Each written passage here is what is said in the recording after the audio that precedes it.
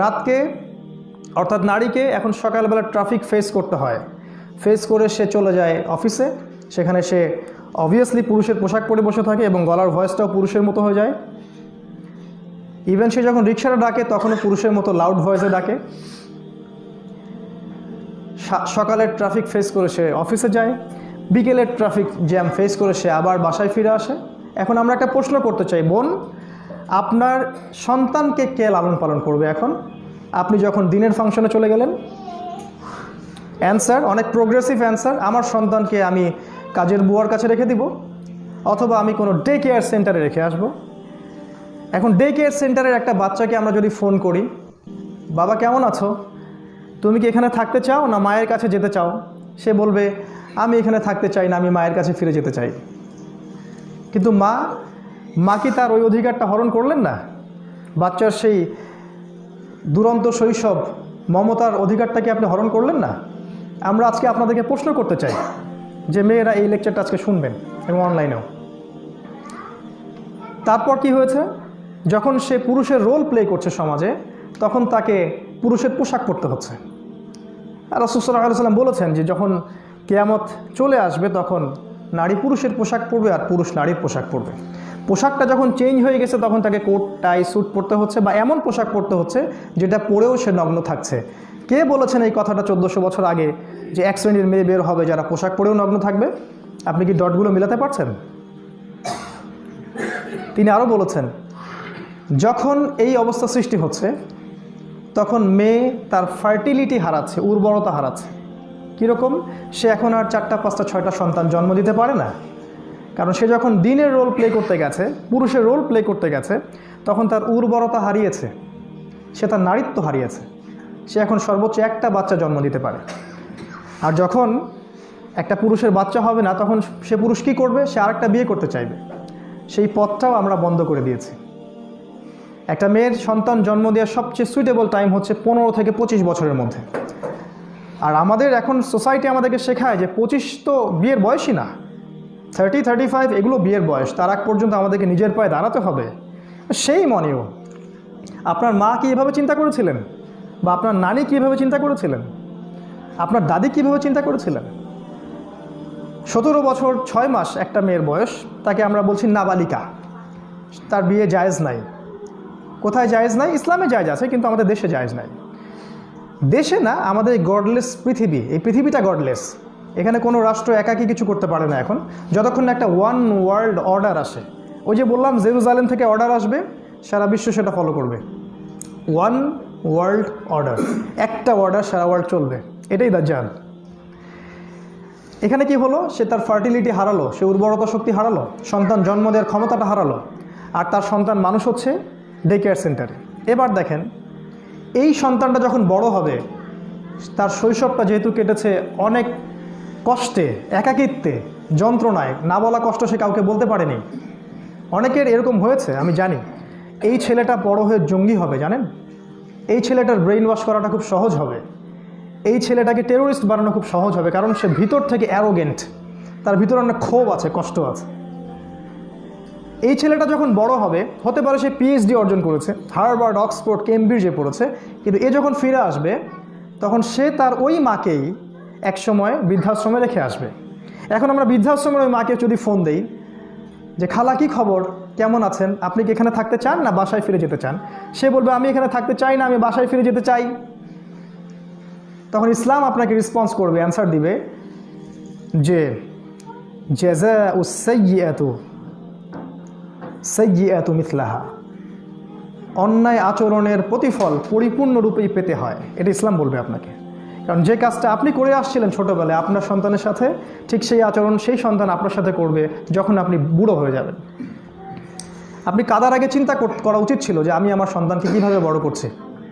আপনি আপনার সন্তানকে টাইম দেননি, আপনি একজন পার্ট টাইম মাদার। আর আমরা যারা এখন টুকটাক দিন নিয়ে কথা বলি বা দেশ সমাজ রাষ্ট্রকে কিছু দেওয়ার চেষ্টা করি, খেয়াল করে দেখবেন তাদের মারা কখনো পার্ট টাইম ছিল না, তারা ছিল full time mother, full time father. যখন একটা ছেলের মা ফুল টাইম মাদার হবে, ফুল টাইম ফাদার হবে, তখন ছেলেটার ভিতরে কনফিডেন্স তৈরি হয়, সে আত্মবিশ্বাসী হয়ে গড়ে ওঠে, সে হীনমন্যতায় ভোগে না, সে আত্মহত্যা করে না। একটা পরীক্ষায় মার্কস খারাপ হলে সে তো কখনো আত্মহত্যা করে না, কারণ তার বাবা মা তাকে বুঝায় এটা কিছুই না বাবা, জীবনে আরও অনেক কিছু আসবে ইনশাআল্লাহ, বি ব্রেভ, বি পজিটিভ। এই হলো ফাংশন চেঞ্জের ফল। আবার দেখেন, যখন দিন রাতের জায়গায় গিয়েছে, রাতও কিন্তু দিনের জায়গায় এসেছে। যখন দিন রাতের জায়গায় যাবে, মানে পুরুষ নারীর জায়গায় যাবে, প্লিজ আমার কথায় মাইন্ড করবেন না, আমি কাউকে আঘাত করার জন্য কথাটা বলতে চাচ্ছি না। যখন দিন রাতের জায়গায় যাবে, তখন প্রথম তাকে যে কাজটা করতে হবে, একটা পুরুষকে যদি নারীর পোশাক পরতে হয়, সর্বপ্রথম তাকে যে কাজটা করতে হবে, তাকে এরকম লম্বা দাড়ি ছেড়ে দেওয়া বন্ধ করতে হবে, তাকে ক্লিন শেভ করতে হবে।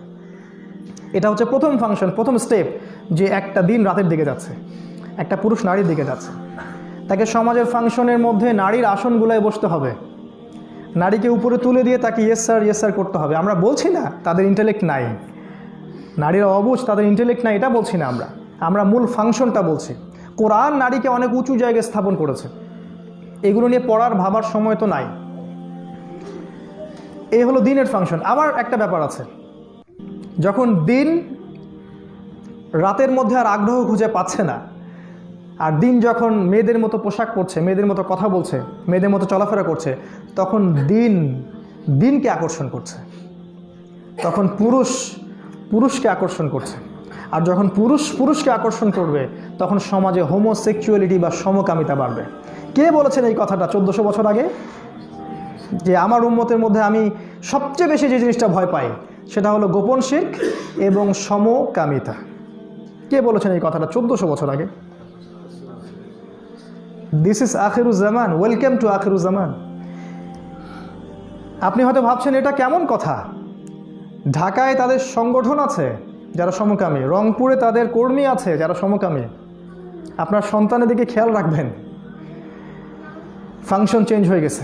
আবার দেখেন, যখন মেয়েকে তার ফাংশন চেঞ্জ করে পুরুষের জায়গায় আসতে হবে, তখন তাকে পুরুষের মতো পোশাক পরে বের হতে হবে, এবং এমন পোশাক পরতে হবে যেটা নগ্ন, যেটা পরলে তার শরীরের সমস্ত কাঠামোই বোঝা যায়। তখন সমাজে জিনা বাড়তে থাকবে। কেন বাড়তে থাকবে? কারণ আল্লাহ পাকের সবচেয়ে সুন্দর ক্রিয়েশন হচ্ছে নারী। আল্লাহ পাকের এই মহাবিশ্বের সবচেয়ে সুন্দর ক্রিয়েশন হচ্ছে নারী। তাই যখন মেয়েকে আমরা এইভাবে নামিয়ে নিয়ে আসবো ফেমিনিস্ট রেভলিউশনের নামে, তখন সমাজের পুরুষেরা তার দিকে খারাপ দৃষ্টিতে তাকাবে। তখন অ্যাক্সিডেন্ট ঘটবে, বিবাহ বহির্ভূত প্রেম হবে, জিনা হবে, ব্যভিচার হবে, ধর্ষণ বাড়বে। এগুলো কোনো র্যাব পুলিশ আইন দিয়ে আর ঠেকানো যাবে না, কারণ ফাংশনই হচ্ছে এটা যে সুন্দরের দিকে ছেলেদের আকর্ষণ যাবে। আরও সমস্যা হচ্ছে, আমরা বিবাহ কঠিন করে দিয়েছি এবং জিনা ব্যভিচারকে উন্মুক্ত করে দিয়েছি।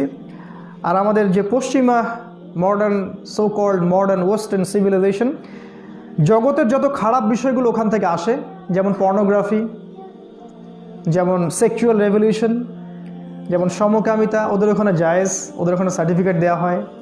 রিবা, সুদ, ব্যাংকিং সিস্টেম, এই সব কিছু কিন্তু ওই দিক থেকে আসে।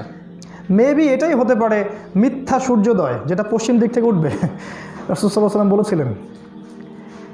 এই ফাংশনটা চেঞ্জ করার ফলে, একটা ফাংশন চেঞ্জ করার ফলে কত সমস্যার সৃষ্টি হয়েছে।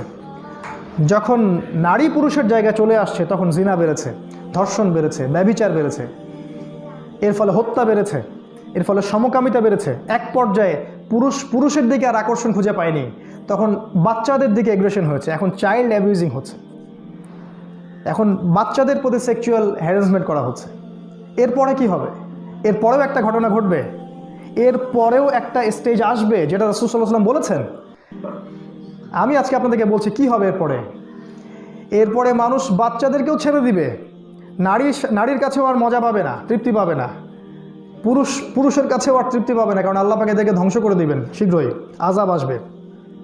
এরপরে মানুষ গবাদি পশু, জানোয়ারের সাথে জেনা করবে রাস্তাঘাটে।